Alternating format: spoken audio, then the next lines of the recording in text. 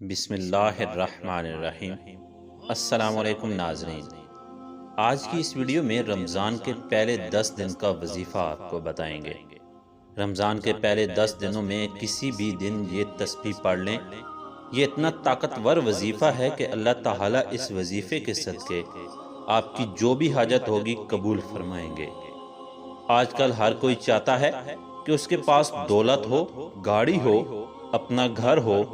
جو لوگ اپنی زندگی کو بدلنا چاہتے ہیں وہ ماہ رمضان میں اللہ تعالیٰ سے رو رو کر جھولی پھیلا کر مانگیں۔ اس مہینے میں مانگنے والے کو اللہ تعالیٰ 10 گنا دیتا ہے۔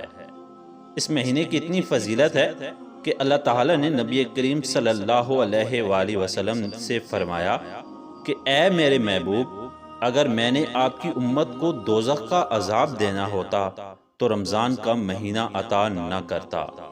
اس مہینے کی برکت کی وجہ سے سب کے گناہ معاف کر دیے جاتے ہیں۔ رمضان کا پہلا عشرہ اتنا بابرکت اور رحمتوں والا ہے کہ اگر ان 10 دنوں میں آپ یہ تسبیح پڑھتے ہوئے اپنے ذہن میں کوئی ناممکن حاجت بھی لائیں گے تو وہ بھی اللہ تعالیٰ پوری کر دے گا۔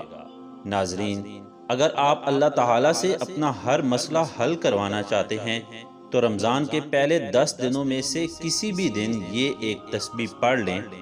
یہ تسبیح پڑھنے سے آپ کی جتنی بھی حاجات ہوں گی اللہ آپ کی ساری حاجات پوری کر دیں گے۔ ناظرین، یہ وظیفہ رمضان کے پہلے 10 دنوں میں سے کسی بھی دن، کسی بھی ٹائم اور کسی بھی نماز کے بعد پڑھ سکتے ہیں۔ بہتر یہ ہے کہ یہ وظیفہ روزے کی حالت میں کریں، کیونکہ روزے کی حالت میں جو بھی دعا کی جائے اللہ تعالیٰ اس کو فوراً قبول کرتے ہیں۔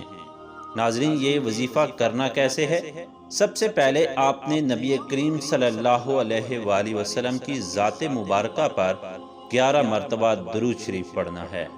اس کے بعد اپنی آنکھوں کو بند کر کے 100 مرتبہ یہ تسبیح پڑھنی ہے۔ لا الہ الا اللہ یا کبیر یا اللہ۔ یہ تسبیح پڑھتے ہی آپ کی ہر حاجت پوری ہو جائے گی۔ جو لوگ آپ کے ساتھ حسد کرتے ہیں یا آپ کی نوکری کا مسئلہ ہے، پیسے کا مسئلہ ہے، کسی بھی قسم کا مسئلہ ہے، تو یہ تسبیح آپ نے 100 مرتبہ رمضان کے پہلے 10 دنوں میں سے کسی بھی دن پڑھنی ہے۔ ناظرین، یہ صدقہ جاریہ ہے۔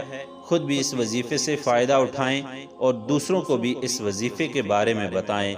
اگر آپ واقعی اپنی زندگی کو بدلنا چاہتے ہیں تو یہ وظیفہ لازمی کریں اور پھر اس کے کمالات دیکھیں۔